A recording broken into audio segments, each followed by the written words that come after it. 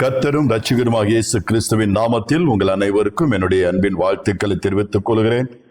பிரியமான தேவனுடைய பிள்ளைகளை, இந்த நாளிலும் கூட தேவனாகிய கர்த்தர் கடந்த 25வது ஆண்டின் 12 மாதங்களும் நம்மோடு இருந்து இந்த 12வது மாதத்திற்குள் தேவ வார்த்தையோடு பிரவேசிக்க தேவன் நமக்கு பாராட்டுகிற தயவிற்காக நான் கர்த்தருக்கு நன்றி சொல்லி ஆமேன் தேவனை மகிமைப்படுத்த ஆமேன் ஆசைப்படுகிறேன். இந்த நாளிலும் கூட இந்த 12வது மாதத்திற்காக தேவன் கொடுத்த வாக்கு தத்தத்தையும் நாம் தியானம் செய்வோமாக. கடந்த 11 மாதங்கள் தேவன் நமக்கு கொடுத்த வாக்கு தத்தங்களை நிறைவேற்றி நம்மை மகிழ்வித்திருக்கிறார். தேவ சமூகத்துல காத்திருந்த பொழுது இந்த 12வது மாதம், அதாவது இந்த 2025வது ஆண்டின் கடைசி மாதத்தின் வாக்கு தத்தத்தை தேவன் விதமாய் கொடுத்திருக்கிறார். எடுத்தவர்கள் வாசிக்கலாம். எரேமியாவின் புஸ்தகம் 31ஆம் அதிகாரம் 4வது வசனம். எரேமியா 31:4. இஸ்ரவேல் என்னும் கன்னிகையே, மறுபடியும் உன்னை கட்டுவேன், நீ கட்டப்படுவாய். மறுபடியும் நீ மேல வாத்தியத்தோடும் ஆடல் பாடல் செய்கிறவர்களின் களிப்புள்ள கூட்டத்தோடும் புறப்படுவாய். இந்த முதல் பகுதி, இந்த எரேமியா 31:4வது வசனத்தின் முதல் பகுதியில நான் பார்க்கும் பொழுது, இஸ்ரவேல் என்னும் கன்னிகையே, மறுபடியும் உன்னை கட்டுவிப்பேன், நீ கட்டப்படுவாய் என்று ஆண்டவர் வாக்குத்தத்தம் பண்ணுகிறதை பார்க்கிறோம். இஸ்ரவேலை தேவன் தம்முடைய ஜனத்தை ஒரு கன்னிகையாக ஒப்புவித்து, ஆண்டவர் இந்த இடத்துல பாழாய் போன உன் வாழ்க்கை, உடைந்து போன உன் வாழ்க்கை, இடிக்கப்பட்ட உன் வாழ்க்கை, நொந்து போன உன்னை மீண்டும் நான் என்ன செய்வேன்? மறுபடியும் உன்னை கட்டுவிப்பேன், மறுபடியும் உன்னை கட்டி உன்னை மீண்டுமாக எழும்பி பிரகாசிக்கும்படியாய் செய்வேன் என்று சொல்லுகிறார். ஐ வில் பில்ட் யூ, மீண்டுமாய் நான் உன்னை கட்டுவேன் என்று சொல்லி ஆண்டவர் வாக்குத்தத்தம் பண்ணுகிறதை பார்க்கிறோம். நீ கட்டப்படுவாய். வாழ்க்கை ஒருவேளை இன்றைக்கு இடிந்து போன நிலையில, வாழ்க்கை உடைந்து போன நிலையில, பாழாக்கப்பட்ட நிலையில அருமையான தேவனுடைய பிள்ளைகளை காணப்படலாம், இருக்கலாம். கடந்த 11 மாதங்கள் பாழாய் போன, உடைந்து போன, நொந்து போன, ஆமென் ஹல்லேலூயா, எல்லாவற்றையும் இழந்தவர்களாய், தொலைத்தவர்களாய், வாழ்க்கையில மிகவும் வியாகுலத்தோடு, கஷ்டத்தோடு, கண்ணீரோடு ஆமென் விழுந்து கிடக்கின்ற உங்களை, என்னை தேவன் இந்த மாதத்திலே மீண்டும் மறுபடியும் எடுத்து கட்டப்போகிறேன் என்று சொல்லுகிறதை பார்க்கிறோம். கர்த்தர் நம்மை கட்டுவார், மீண்டும் எழுப்பி கட்டுவார். நாம் பாழாய் கிடக்கிறவர்களை போல, விழுந்து கிடக்கிறவர்களை போல அப்படியே கிடக்கிறதற்கு தேவன் நமக்கு ஆமென் ஒருபோது நம்மை அனுமதிக்க மாட்டார். நம் தேவன் இரக்கத்தில் ஐஸ்வர்யம் உள்ள தேவன். பாருங்க, இன்றைக்கு சத்ருவானவன் பல விதத்தில் அநேகரை பாழாக்கி கொண்டு இருக்கிறதையும், ஆமென் அவர்களை இடித்து கொண்டிருக்கிறதையும், அவர்களை விலை செய்கிறவருமாய் இருக்கிறதையும் நம்மாலே பார்க்க முடியும். ஏன் இன்றைக்கு அநேக குடாரங்கள், அநேக குடும்பங்கள், அநேகருடைய வாழ்க்கை ஆமென் விழுந்து கிடக்கிறது, இடிந்து கிடக்கிறது, உடைந்து கிடக்கிறது. அநேகருடைய வாழ்க்கை நொறுங்கி போய் கிடக்கின்றது. ஏன்? காரணம் என்ன? பிரியமானதோட பிள்ளைகளை, வேதம் சொல்லுகிறது. சங்கீதம் 74ஆம் அதிகாரம் 3வது வசனத்துல அதற்கு பதிலை காண முடியும். வாசிக்க கேட்போம். சங்கீதம் 74:3. நெடுங்காலமாய் பாழாய் கிடக்கிற ஸ்தலங்களில் உம்முடைய பாதங்களை எழுந்தருள பண்ணும். பரிசுத்த ஸ்தலத்திலே சத்ரு அனைத்தையும் கெடுத்து போட்டான். யார் பாழாக்கினது? யார் கெடுத்து போட்டது? யார் இதை உடைத்தது? யார் இதை இடித்தது? நன்றாயிருந்த குடும்பங்களை, நன்றாயிருந்த வாழ்க்கையை, நன்றாய் போய் கொண்டிருந்த நம்முடைய சமாதானத்தோடு, சந்தோஷத்தோடு வாழ்ந்து கொண்டிருந்த நம்முடைய வாழ்க்கையை யார் இடித்தது? யார் பாழாக்கினது? வேதம் சொல்லுகிறது, சத்ரு. சத்ரு அனைத்தையும் கெடுத்து போட்டான் என்று சொல்லப்பட்டிருக்கிறது. ஆம் பிரியமானதோடு இல்லை, இன்றைக்கு அநேகர் ஆமென் உடைந்த நிலையில் இருக்க காரணம் உங்களுடைய சத்துருக்களாலே, உங்களுடைய எதிரிகளாலே, உங்களுக்கு விரோதமானவர்களாலே பல விதத்திலே நீங்கள் உடைந்தவர்களாய் காணப்படுகிறீர்கள், இடிந்து போனவர்களாய் காணப்படுகிறீர்கள், விழுந்து போனவர்களாய் காணப்படுகிறீர்கள். அவருடைய சதிகளினாலும், அவருடைய பொறாமைகளினாலும், அவர்களுடைய எரிச்சல்களினாலும் எதிரிகள் நமக்கு கடந்த 11 மாதங்களும் ஆமென் நாம் எழுந்திருக்க கூடாதபடி, நம்முடைய குடும்பம் எழுந்து பிரகாசிக்க கூடாதபடி, வாழ்க்கை ஆமென் சமுதாயத்திலே மலர்ந்திராதபடிக்கு ஆமென் அதற்கு பலவிதமான தீங்குகள் செய்து தீமைகள் செய்து நாச மோசங்களை உருவாக்கி ஆமென் தேவன் ஆமென் மீண்டும் கட்டும்படியான ஒரு கிருபைக்கு அவன் தள்ளி இருக்கிறான். பாருங்க, எனக்கு தேவன் வாக்குத்தத்தம் பண்ணுகிறது என்ன? அனைத்தையும் நான் மீண்டும் கட்டுவேன், உன்னை திரும்ப கட்டுவேன், பயப்படாதீர்கள். தேவ பிள்ளைகளே, மெய்யாகவே கர்த்தர் சொன்னதை செய்வார். இந்த 12வது மாதம், இந்த டிசம்பர் மாதம், நிச்சயமா தேவன் நம்முடைய வாழ்க்கையை விழுந்து போனதை மீண்டும் கட்டுவார், மீண்டும் கட்டுவார். அதற்கு வேதத்திலே அநேக காரியங்களை நாம் எக்ஸாம்பிளாக எடுத்துக்காட்டாய் பார்க்க முடியும். தேவனுக்கு முன்பாக நாம் மீண்டும் எழுப்பி கட்டப்பட வேண்டுமானால் நாம் என்ன செய்ய வேண்டும்? அது முக்கியம். கர்த்தர் ஒரு வாக்கு தத்தத்தை கூறினால் அதற்கு பின்னே ஒரு வாக்கு தத்தத்துக்கு ஒரு நிபந்தனையும் வைக்கிறார். அது நிறைவேற்றுவதற்கான ஒரு நிபந்தனை, ஒரு கட்டளையும் வைக்கிறதை பார்க்கிறோம். என்ன செய்தால் தேவனுடைய வார்த்தை நமக்குள்ளே நிறைவேறும் என்று சொல்லி பார்க்கும் பொழுது நாம் முதலாவதாக எரேமியாவின் புஸ்தகம் 42ஆம் அதிகாரம் 10, 11, 12 ஆகிய வசனங்களை நாம் பார்ப்போம். எரேமியாவின் புஸ்தகம் 42ஆம் அதிகாரம் 10, 11, 12. நீங்கள் இந்த தேசத்திலே தரித்திருந்தால் நான் உங்களை கட்டுவேன், உங்களை இடிக்க மாட்டேன், உங்களை நாட்டுவேன், உங்களை பிடுங்க மாட்டேன். நான் உங்களுக்கு செய்திருக்கிற தீங்குக்கு மனஸ்தாபப்பட்டேன். நீங்கள் பயப்படுகிற பாபிலோன் ராஜாவுக்கு பயப்பட வேண்டாம், அவனுக்கு பயப்படாதிருப்பீர்களாக என்று கர்த்தர் சொல்லுகிறார். உங்களை ரட்சிக்கும்படிக்கும் உங்களை அவன் கைக்கு தப்புவிக்கும்படிக்கும் நான் உங்களுடனே இருந்து அவன் உங்களுக்கு இறங்குகிறதற்கும் உங்கள் சுய தேசத்துக்கு உங்களை திருப்பி வர பண்ணுகிறதற்கும் உங்களுக்கு இரக்கம் செய்வேன். ஆமென். என் அன்பான தேவனுடைய பிள்ளைகளே, இந்த வசனத்தில் கர்த்தர் சொல்கிறார், நீங்கள் இந்த தேசத்தில் தரித்திருந்தால், நீங்கள் நான் சொல்லுகிற இந்த தேசத்தில் தரித்திருப்பீர்களானால், நிலைத்திருப்பீர்களானால் நான் உங்களை கட்டுவேன் என்று சொல்லுகிறதை பார்க்கிறோம். நம் தேவன் நம்மை மீண்டும் கட்ட நாம் என்ன செய்ய வேண்டுமா?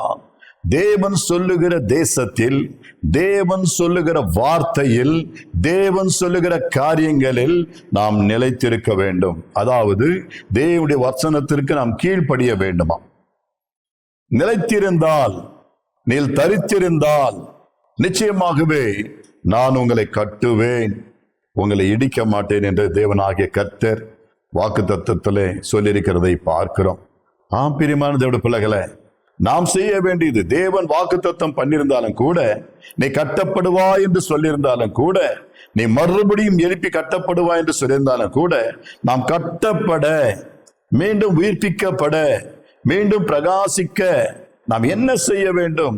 தேசத்திலே தரித்திருக்க வேண்டும்.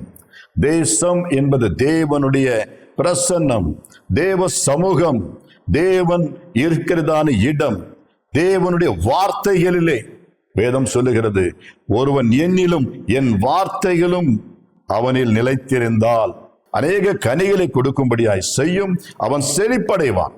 அவன் எப்பொழுதுமே செழிப்பாயிருப்பான், அவன் செய்வதெல்லாம் வாய்க்கும் என்று சொல்லப்பட்டிருக்கிறது.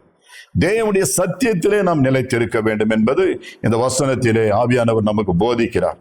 எனக்கு அருமையான தேவனுடைய பிள்ளைகளே, மெய்யாகவே தேவன் நம்மை கட்ட இந்த 12வது மாதத்திலே ஆமென் நம்மை திரும்ப எடுப்பிக்க நாம் என்ன செய்ய வேண்டும்? தேவன் சொல்லுகிற இந்த தேசத்திலே, தேவனுக்குள்ளே, தேவன் நம்மை அழைத்து கொண்டு வந்து விட்ட தேவ சமூகத்திலே, ஆலயத்திலே, தேவனோடு கொண்டிருக்கின்ற உறவிலே, நட்பிலே, ஐக்கியத்திலே நாம் தரித்திருக்க வேண்டும். அங்கே எகிப்து பற்றி சொல்லப்பட்டிருக்கிறது. மீண்டும் நாம் பின்னோக்கி போவோமே ஆனால், பின்வாங்கி போவோமே ஆனால் அவர்கள் மேல் என்ற ஆத்துமா பிரியமா இராது என்று கர்த்தர் சொல்லுகிறார். எனக்கு அருமையான தேவ ஜனமே, தேவன் சொல்லுகிற ஒவ்வொரு வாக்கு தத்தமும் நம்முடைய வாழ்க்கையில நிறைவேறுவதற்காக நாம் அவருடைய சத்தத்திற்கு செவி கொடுக்கிறவர்களாய் காணப்பட வேண்டும், கீழ்ப்படுகிறவர்களாய் இருக்க வேண்டும். தேவனாகிய கர்த்தர் இந்த பூமியிலே வாழ்ந்து கொண்டிருந்ததானே நாட்களிலே ஆண்டவராகிய இயேசு கிறிஸ்து நம்முடைய சீஷர்களை பார்த்து சொன்னார், நீங்கள் எருசலேமை விட்டு போகாமல் என்னிடத்தில் கேள்விப்பட்ட பிதாவின் வாக்குத்தத்தம் நிறைவேற காத்திருங்கள் என்று கர்த்தர் சொன்னார். தேவன் சொன்ன வாக்குத்தத்தங்கள் நிறைவேற நாம் காத்திருக்க வேண்டும். எங்கே காத்திருக்க வேண்டும்? எருசலேம் ஆகிய தேவ சமூகத்திலே, தேவ பிரசன்னத்திலே, தேவனுக்குள்ளாக, கர்த்தருடைய வேதத்திலே, தேவனுடைய ஆலயத்திலே நாம் நிலைத்திருக்கும் பொழுது அந்த வாக்குத்தத்தம் நிறைவேறும். ஆமே. வேதம் சொல்லுகிறது, பெந்தெகோஸ்தே என்னும் நாள் வந்த பொழுது அவர்கள் எல்லோரும் ஒருமனப்பட்டவர்களாய் கூடி தேவனை நோக்கி ஜெபித்துக் கொண்டிருந்த அந்த நேரத்தில் தாமே தேவனாகிய கர்த்தர் ஆவியானவரை அவர்கள் மேல் அனுப்புகிறதை பார்க்கிறோம். பரிசுத்த ஆவியானவர் அவர்கள் மேல் இறங்குகிறதை பார்க்கிறோம். தேவன் சொன்ன வாக்குத்தத்தம் நிறைவேறுகிறதை பார்க்கிறோம். ஆம் பிரியமான பிள்ளைகளே, இந்த 12வது மாதம் தேவனருளும் வாக்குத்தத்தம் நிறைவேற நாம் நிலைத்திருக்க கடவோம், தரித்திருக்க கடவோம். தேவனுக்குள்ளே இருக்க வேண்டும். தேவனோடு ஒப்புரவாகி தேவனுக்குள்ளே நிலைத்திருந்தால் நிச்சயமாய் கர்த்தர் நம்மை ஆசீர்வதிப்பார். இந்த வசனத்தில் நான் வாசிக்கும் பொழுது எரேமியாவின் புஸ்தகம், ஆமென், அதே 42ஆம் அதிகாரத்தில் நான் வாசிக்கிறோம். 12 முதல் 16 முடிய வாசிங்க. எரேமியா 42ஆம் அதிகாரம் 12 முதல் 16 முடிய வாசிக்க கேட்போம்.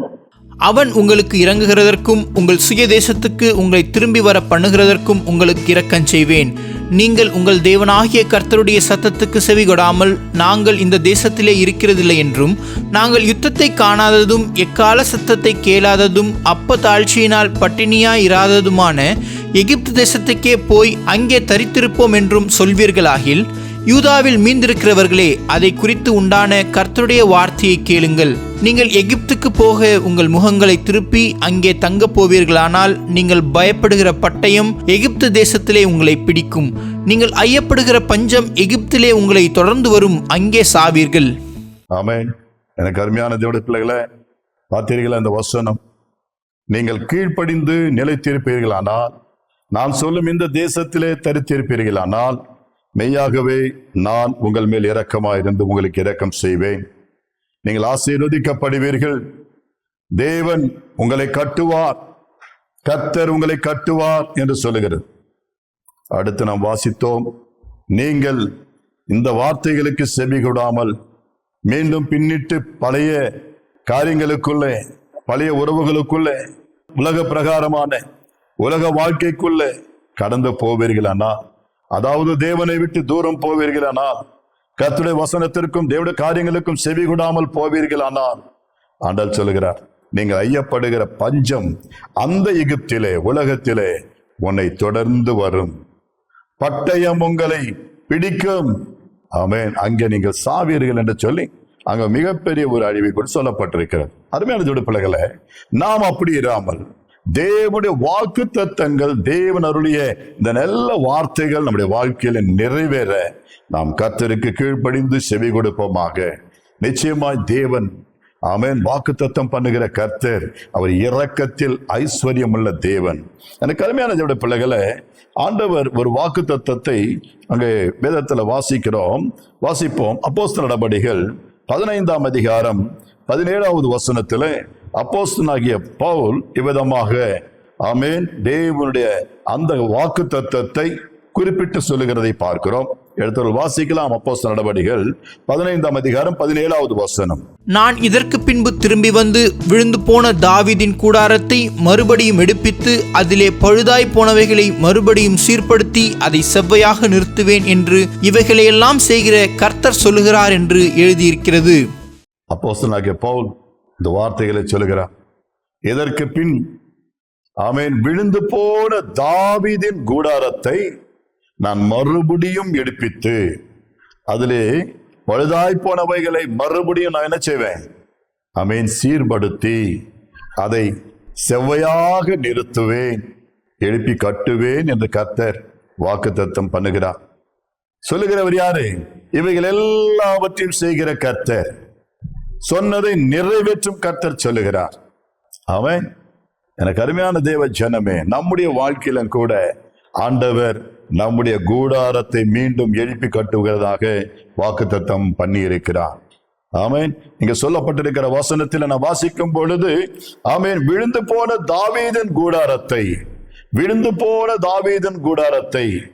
அப்படி என்றால் தாவீதின் கூடாரத்தை மட்டுமல்ல, இன்றைக்கு இந்த வார்த்தைகளை கேட்கின்ற உங்களுடைய கூடாரத்தையும், அதாவது உங்களுடைய வாழ்க்கையையும், உங்கள் குடும்பங்களையும், உன்னுடைய எல்லா சூழ்நிலைகளையும், விழுந்து போன எல்லாவற்றையும் நீ எதற்காக கண்ணீர் விட்டு கதறிக்கொண்டிருக்கிறாயோ, எது நிமித்தமாய் நீ அழுது கொண்டிருக்கிறாயோ, அவைகளிலே தேவன் மீண்டும் துணை செய்து உன் கண்ணீரை துடைத்து உனக்கு ஆறுதல் தரத்தக்கதாக தேவன் உன் வாழ்க்கை மீண்டும் சீர்படுத்தி ஸ்திரப்படுத்துவாராக.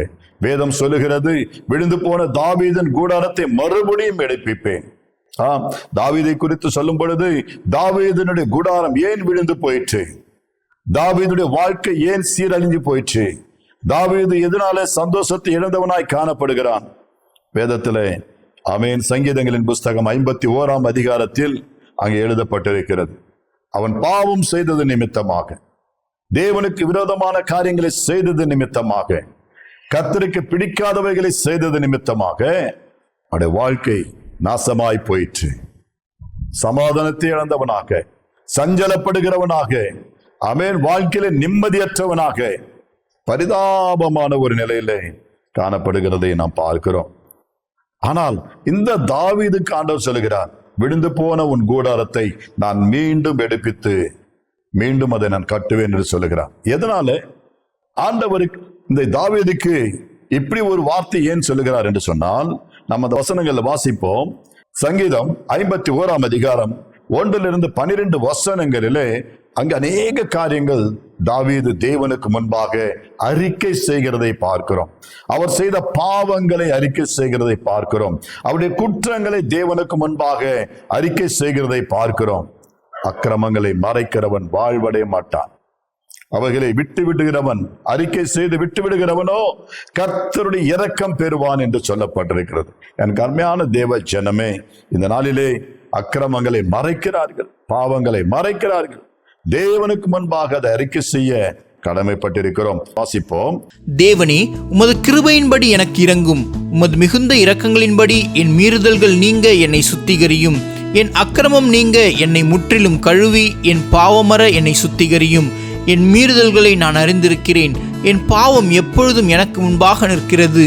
தேவரீர் ஒருவருக்கே விரோதமாக நான் பாவம் செய்து உமது கண்களுக்கு முன்பாக பொல்லாங்கானதை நடப்பித்தேன்.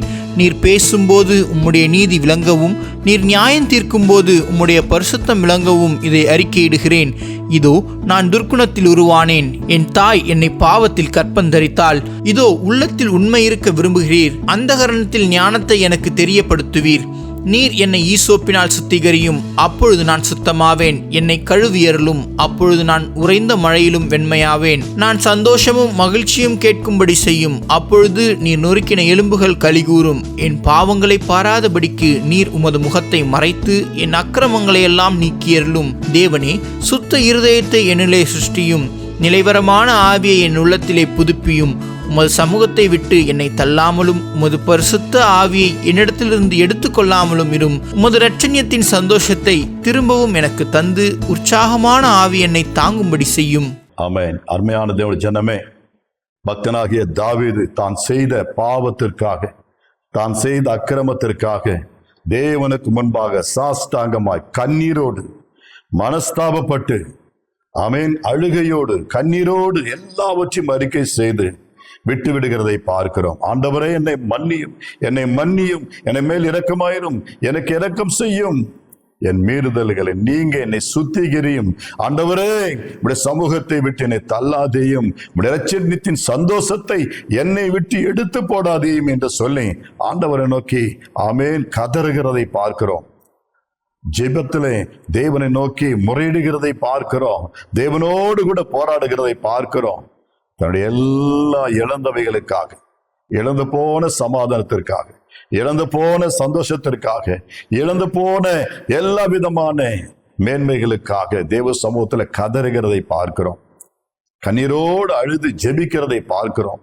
அவர் மீண்டும் கேட்கிறார், ஆண்டவரே, என் மேல இரக்கமாயிருந்து ரட்சிப்பின் சந்தோஷத்தை எனக்கு தாரும். ஆண்டவரே, உற்சாகத்தின் ஆவியை கொடும். முன்பு போல என்னால உற்சாகமாய் செயல்பட முடியல. அந்த குற்ற உணர்வு, குற்ற மனசாட்சி என்னை நிம்மதியாக தூங்க விடல, சந்தோஷமாக வாழ விடல. பழையபடி என்னால எதையும் செய்ய முடியல. எனக்கு இறங்க ஆண்டவரே, என்னை மன்னியும் ஆண்டவரே என்று சொல்லி என்னை தாங்கும் ஆண்டவரே, மீண்டும் என்னை எழுப்பி கட்டும் என்ற கண்ணீரோடு ஜெபித்த பொழுது தேவன் எப்படி தாவீதை கட்டினார் தெரியுங்களா? வேதத்துல வாசிக்கும் பொழுது இந்த தாவீதுக்கு தேவன் இரக்கம் செய்து பல மடங்கு உயர்த்தி வைத்திருக்கிறதை பார்க்கிறோம். ரட்சண்யத்தின் சந்தோஷத்தை எனக்கு மீண்டும் தாரும் என்று கேட்டுக்கொண்டு அவருடைய வாழ்க்கையில தேவன் செய்த அற்புதம் லூக்கா 1ஆம் அதிகாரம் 75வது வசனத்தில் நாம் பார்க்கிறோம். வாசிங்க, லூக்கா 1ஆம் அதிகாரம் 75வது வசனம். தம்முடைய தாசனாகிய தாவீதின் வம்சத்திலே நமக்கு இரட்சண்ய கொம்பை ஏற்படுத்தினார். நம்முடைய தாசனாகிய தாவீதின் வம்சத்திலே நமக்கு, அதாவது இந்த செய்தியை கேட்க கொண்டிருக்கிற உங்களுக்காக, எனக்காக பரமபிதா பரலோகத்தின் தேவன் ஒரு ரட்சிப்பின் கொம்பை, இரட்சண்ய கொம்பை ஏற்படுத்தினார். அவர்தான் இயேசு, அவர்தான் இயேசு. வேதத்துல வாசிக்கிறோம். மத்தேயு 1ஆம் அதிகாரம் 1வது வசனத்தில் நான் வாசிக்கும் பொழுது தேவனாகிய இயேசு கிறிஸ்து அவருடைய வம்ச வரலாறை குறித்து சொல்லப்பட்டிருக்கிறது. கர்த்தராகிய இயேசு கிறிஸ்துவை குறித்து சொல்லப்பட்டிருக்கிறது. வாசிப்போமா? ஆபிரகாமின் குமாரனாகிய தாவீதின் குமாரனான இயேசு கிறிஸ்துவனுடைய வம்ச வரலாறு. ஆமென், ஹல்லேலூயா. இதுவே ஒரு மிக பெருமைக்குரிய ஒரு காரியம், சந்தோஷத்திற்குரிய ஒரு காரியம். கர்த்தர் தாவீதின் வம்சத்தில் இரட்சண்ய கொம்பை உருவாக்கினார். ஆமென், வெளிப்படுத்தினார். அதாவது இந்த வசனத்துல வாசிக்கும் பொழுது ஆமென், ஆபிரகாமின் குமாரனாகிய தாவீதின் குமாரனை இயேசு கிறிஸ்து ஆமென் அவர்களுக்குள்ள உதிக்க பண்ணினார். பிரியமான பிள்ளைகளை, விழுந்து போன தாவீதின் கூடாரத்தை மீண்டும் எடுப்பித்து கட்டுவது மட்டுமல்ல, அந்த தாவீதிற்குள்ளாக இரட்சண்ய கொம்பை ஆமென் அவர் உயர்த்துகிறதை, ஏற்படுத்துகிறதை பார்க்கிறோம். ஆமென், இயேசு கிறிஸ்து அவருக்குள்ளே அந்த சந்ததியிலே பிறக்கும்படி காரியங்களை கர்த்தர் நடப்பிக்கிறதை பார்க்கிறோம். ஆமென். லூக்கா 2ஆம் அதிகாரம் 11வது வசனத்தில் நாம் வாசிக்கும் பொழுது எதை குறித்து நாம் வாசிப்போம்? லூக்கா 2ஆம் அதிகாரம் 11வது வசனம். இன்று கர்த்தராகிய கிறிஸ்து என்னும் இரட்சகர் உங்களுக்கு தாவீதின் ஊரிலே பிறந்திருக்கிறார். ஆமென். சந்தோஷமான ஒரு செய்தி, எல்லா ஜனத்திற்கும் மிகுந்த சந்தோஷத்தை உண்டாக்கும் நற்செய்தி என்ன? கர்த்தராகிய இயேசு கிறிஸ்து என்னும் இரட்சகர், Xavier is born in the city of David. ஆமென். தாவீதின் ஊரிலே, தாவீதின் நகரத்தில், எத்தனையோ நகரங்கள் அந்நாட்களில் இருந்திருக்கலாம். ஆமென். விழுந்து போன தாவீதின் கூடாரத்திலே கர்த்தர் தோன்றுகிறதை பார்க்கிறோம். அந்த நகரத்திலே அவர் வெளிப்படுகிறதை பார்க்கிறோம். அந்த நகரத்திலே அவரை ஆமென் நம்மாலே காண முடியும். தாவீதின் ஊரிலே பிறந்திருக்கிறார். தாவீதிற்குள்ளே தேவனாகிய கர்த்தருடைய வம்சாவளி ஆமென் காணப்படுகிறது. தாவீது எப்படியெல்லாம் மேன்மைப்படுத்தி ஆண்டவர் பேசுகிறார். தாவீது என் இருதயத்திற்கேற்றவன். ஆமென். தேவன் அதிகமாய் நேசித்து ஆமென் தாவீதோடு கூட இருந்து பெரிய காரியங்களை செய்கிறதை பார்க்கிறோம். எனக்கு அருமையான தேவ ஜனமே, அது எப்படி ஆயிற்று? தாவீது தான் செய்த பாவத்திற்காக, குற்றத்திற்காக, மீறுதல்களுக்காக தேவனோடு ஒப்புரவாகி கண்ணீரோடு ஜெபித்து போராடி மனங்கசந்து அழுது அவைகளுக்காக வேண்டுதல் செய்தார். மீண்டும் தாரும் ஆண்டவரே, உம்மை விட்டு தள்ளாதையும் ஆண்டவரே, உம்முடைய சந்தோஷம், உம்முடைய சமாதானம் என்னிலிருந்து எடுத்து போடாதையும் ஆண்டவரே, இந்த ஒரு விஷயம் பாவங்களை மன்னியும் என்று கேட்டுக்கொண்டபடினாலே தேவன் தாவீதுக்கு மன்னி அளித்து தாவீதை இப்படியாக ஆசீர்வதித்து அவருடைய சந்ததியிலும் அவருடைய தேசத்திலும் ஆண்டவராக இயேசு கிறிஸ்து பிறக்கவும் உதிக்கவும் செய்கிறதை பார்க்கிறோம். பிற்காலத்தில் அவர் தாவீது குமாரன் என்றுதான் அழைக்கப்பட்டார். தாவீதின் குமாரனே. தாவீதும் பாவம் செய்தவர் தான், விழுந்து போனவர் தான். ஆனாலும் தேவனாலே மீண்டும் எடுப்பிக்கப்பட்டு கட்டப்பட்டவராய் இருக்கிறார். எனக்கு அருமையான தேவ ஜனமே, அநேகர் வேதத்தில் இப்படிதான் விழுந்து போனவர்களை கர்த்தர் மீண்டும் எழுப்பி கட்டிருக்கிறதை நம்மாலே பார்க்க முடியும். பேதுருவை குறித்து நம்ம எல்லோருக்கும் தெரியும். ஆனாலும் வேதத்தில் வாசிக்கும் பொழுது மத்தேயு 26:75 வசனத்தில் நான் வாசிக்கும் பொழுது பேதுரு ஆண்டவராகிய இயேசு கிறிஸ்துவை மறுதலித்தது நிமித்தமாக, நான் அவரை அறியேன், அவர் யார் என்று எனக்கு தெரியாது என்று சொன்னது நிமித்தமாக, ஆமென், கர்த்தர் சொன்ன வார்த்தை நிறைவேறியது நிமித்தமாக என்ன செய்கிறார் என்பதை நாம் பார்க்கிறோம். வாசிப்போம். மத்தேயு 26:75 வசனம். அப்பொழுது பேதுரு, சேவல் கூவுகிறதற்கு முன்னே நீ என்னை 3 தரம் மறுதலிப்பாய் என்று இயேசு தன்னிடத்தில் சொன்ன வசனத்தை நினைத்துக்கொண்டு வெளியே போய் மனங்கசந்து அழுதான். கர்த்தர் சொன்ன வார்த்தை நிறைவேறிற்று. சேவல் கூவுகிறதற்கு முன்னே என்னை 3 முறை மறுதலிப்பாய் என்று ஆமென் இயேசு தன்னிடத்தில் சொன்னார். அந்த வார்த்தைகள் நினைவுக்கு வந்தவுடனே அதை கேஷுவலாக ஏனோதானமாக எடுத்துக்கொள்ளாம அதை நினைத்து நினைத்து நினைத்து ஐயோ ஆண்டவரை நான் மறுதலித்தேனே, என் தேவனுக்கு நான் துரோகம் பண்ணேனே என்று சொல்லி வெளியே சென்று ஆமென் மனங்கசந்து அழுதானா. மனங்கசந்து அழுதான். தான் செய்த பாவத்து நிமித்தமாய், மறுதலித்தது நிமித்தமாக ஆமென் தொடர்ந்து அழுகிறவராய் காணப்பட்டார். தேவ சமூகத்துல கர்த்தரோடு கூட என்னை மன்னியும் ஆண்டவரே, என்னை மன்னியும் ஆண்டவரே என்று சொல்லி மனங்கசந்து அழுத நிமித்தமாய் கர்த்தருடைய வார்த்தை ஆமென் இந்த பேதுருவுக்கு உண்டாய். நான் வாசிக்கிறோம் மத்தேயு 16ஆம் அதிகாரம் 18-19 வசனங்கள். மத்தேயு 16ஆம் அதிகாரம் 18-19 வசனங்களை வாசிப்போம். மேலும் நான் உனக்கு சொல்லுகிறேன், நீ பேதுருவாயிருக்கிறாய், இந்த கல்லின் மேல் என் சபையை கட்டுவேன், பாதாளத்தின் வாசல்கள் அதை மேற்கொள்வதில்லை. பரலோக ராஜ்யத்தின் திறவுகோல்களை நான் உனக்கு தருவேன். பூலோகத்தில் நீ கட்டுகிறது எதுவோ அது பரலோகத்திலும் கட்டப்பட்டிருக்கும், பூலோகத்தில் நீ கட்டவிழ்ப்பது எதுவோ அது பரலோகத்திலும் கட்டவிழ்க்கப்பட்டிருக்கும் என்றார். பாருங்க, விழுந்து போன பேதுருடைய வாழ்க்கை மீண்டும் கட்டப்படுகிறதை பார்க்கிறோம். பேதுருடைய வாழ்க்கை மீண்டும் கட்டுகிறார் கர்த்தர். ஆமென். நீ பேதுருவாய் இருக்கிறாய். பேதுரு என்றால் சொன்னால் கண்மலை, கல் என்று சொல்லப்பட்டிருக்கிறது. அது கிரேக்ல பெட்ராஸ் என்று சொல்லப்பட்டிருக்கு. நீ ஒரு பாறை கல்லாயிருக்கிற, கண்மலையாயிருக்கிற. எனவே நீ இனி வரும் காலங்களிலே எல்லாருக்கும் ஆசீர்வாதமாய் இருக்கத்தக்கதாக உன்னை கொண்டு நான் ஒரு பெரிய காரியத்தை செய்ய போகிறேன். அது என்னவென்றால், இந்த கல்லின் மேல் உனக்குள்ளே என் சபையை கட்டுவேன், உன்னை கொண்டு என் சபையை கட்டுவேன் என்று சொல்லி மீண்டும் பேதுருடைய வாழ்க்கையை எடுப்பித்து கட்டுகிறதை பார்க்கிறோம். என் சபையை கட்டுவேன், பாதாளத்தை ஆமென் அதனுடைய வாசல்கள் எல்லாவற்றையும் மேற்கொள்வதில்லை. ஆண்டவர் சொல்றார், எந்த பாதாளத்தின் வாசல்களும் மேற்கொள்வதில்லை. ஆமென். பரலோக ராஜ்யத்தின் திறவுகோல்களை நான் உனக்கு தருகிறேன். எவ்வளவு பெரிய அதிகாரம் பாருங்க, எவ்வளவு பெரிய அதிகாரம் கொடுக்க. பரலோகத்தின் திறவுகோலை பெற்றுக் கொள்ளுகிற ஒரு மனுஷனாய் பேதுரு மாறுகிறார். மறுதலித்தவன் தேவனுடைய அதிகாரத்தை பெற்று பரலோகத்தின் திறவுகோல்களையே பெற்றுக் கொள்கிறவராய் மாறுகிறேன். எப்படி ஆயிற்று? மனங்கசந்து அழுதது நிமித்தமாய், தேவனுக்கு விரோதமாய் தான் செய்த காரியங்களை அறிக்கை செய்து விட்டுவிட்டது நிமித்தமாய், தேவனிடத்தில் மன்னிப்பு கேட்டது நிமித்தமாய் தேவன் அவ்வளவு உயர்ந்த ஒரு நிலையில ஆமென் கொண்டு வருகிறார். ஆமென். பெருமானதோட பிள்ளைகளை, என் தேவன் தீங்குக்கு மனஸ்தாபப்படுகிற தேவன். நிச்சயமாகவே பாலாய் கிடக்கிற, விழுந்து கிடக்கிற நம்முடைய வாழ்க்கை இந்த 12வது மாதத்திலே, அதாவது இந்த 2025ஆம் ஆண்டு ஆமென் புது வருடத்திற்குள் பிரவேசிப்பதற்கு முன்பாகவே, இந்த ஆண்டு முடிவதற்கு முன்பாகவே நம்முடைய வாழ்க்கையை மீண்டும் எழுப்பி கட்ட அவர் ஆவலோடு கூட இருக்கிறார். இதை கேட்கிற என் அருமையான தேவ பிள்ளைகளை, மெய்யாகவே உன்னுடைய வாழ்க்கையை கர்த்தர் கட்டுவார். விழுந்து போனதை மீண்டும் கட்டுகிற தேவன், பாழாய் கிடக்கிறவைகளை சப்பனிட்டு சீர் செய்து மீண்டும் அவைகளை ஆமென் பயன்பாட்டிற்கு கொண்டு வருகிற தேவன் அவர். என் ஆண்டவராலே கூடாதது ஒன்றுமில்லை. கொய்யவனுடைய கையிலே உடைந்த அந்த கொய்யவனுடைய பாத்திரத்தை போல, களிமண்ணை போல ஒருவேளை நாம் இருக்கலாம். பயப்படாதிருங்கள்.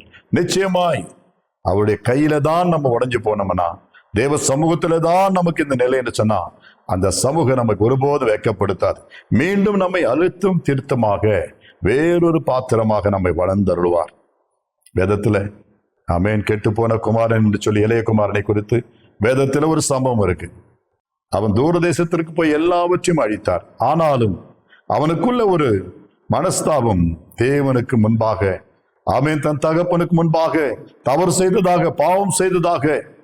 பெரியமானதோட பிள்ளைகளை, அவன் உணர்ந்த பொழுது அந்த பாவத்திற்கும் செய்த தவறுக்கும் ஆமென் மனஸ்தாபப்பட்டு மன்னிப்பு தேவனிடத்தில் கேட்டு, ஆண்டவரே உமக்கு விரோதமாய் பரத்திற்கு விரோதமாய் நான் பாவம் செய்தேன் என்று சொல்லி தகப்பனோடு பேசுவேன் என்று சொல்லி திரும்ப வந்து தகப்பன் இடத்துல சொல்லும் பொழுது தகப்பன் அவனை அலட்சியப்படுத்தவில்லை. மீண்டுமாக அவனை தன்னுடைய குடும்பத்திலே வீட்டிலே ஒருவனாக ஏற்றுக்கொண்டது மட்டுமல்ல, அந்த வீட்டிலே மீண்டும் ஒரு உயர்ந்த நிலையில கொண்டு வந்து அவனை வைக்கிறதை பார்க்கிறோம். அவனுக்கு அலங்கார ஆடைகள், நல்ல மோதிரம், நல்ல விருந்து, அருமையான உபசரிப்பு, ஒரு மேலான நிலையில மீண்டும் கொண்டு வருகிறதை நாம் அங்கே பார்க்கிறோம். எனக்கு அருமையான தேவ ஜனமே, இந்த 12வது மாதம் நிச்சயமாகவே தேவன் உங்களை அப்பேற்பட்ட ஒரு உயர்ந்த நிலைக்கு கொண்டு வருவார், உன்னை ஆசீர்வதிப்பார். பயப்படாதீர்கள். நாம் செய்ய வேண்டியதெல்லாம் கர்த்தரிடத்தில் ஒப்புரவாக வேண்டும். கடந்த 11 மாதங்கள் நம்முடைய இழப்புக்கும், நாம் விழுந்து போனதற்கும், நாம் பாழாய் போனதற்கும், கெட்டு போனதற்கும் காரணமாய் இருந்தவைகளை நாம் கர்த்தரிடத்திலே அறிக்கை செய்து தேவ சமூகத்தில் நாம் அவன் தெரியப்படுத்தும் பொழுது நிச்சயமாய் கர்த்தர் நம்மை மன்னித்து நம்முடைய கூடாரத்தை எழுப்பி கட்டுவார். கர்த்தர் நம்மோடு கூட இருப்பார். இஸ்ரவேல் என்னும் கன்னிகை, ஆமென், மறுபடியும் உன்னை கட்டுவிப்பேன், நீ கட்டப்படுவாய், நீ கட்டப்பட வேண்டும் என்பதுதான் ஆண்டவருக்கு ஆசை. இந்த வாக்கு தத்தத்தை உன்னுடைய வாழ்க்கையில நிச்சயமாய் நிறைவேற்றுவாராக. God bless you. Happy December. இன்னொரு புத்தாண்டிற்குள் நாம் பிரவேசிக்க போகிறோம். அது வரையிலும் இந்த வசனத்தோடு தேவன் நம்மை வழிநடத்தி செல்வாராக. ஆமென். God bless you all.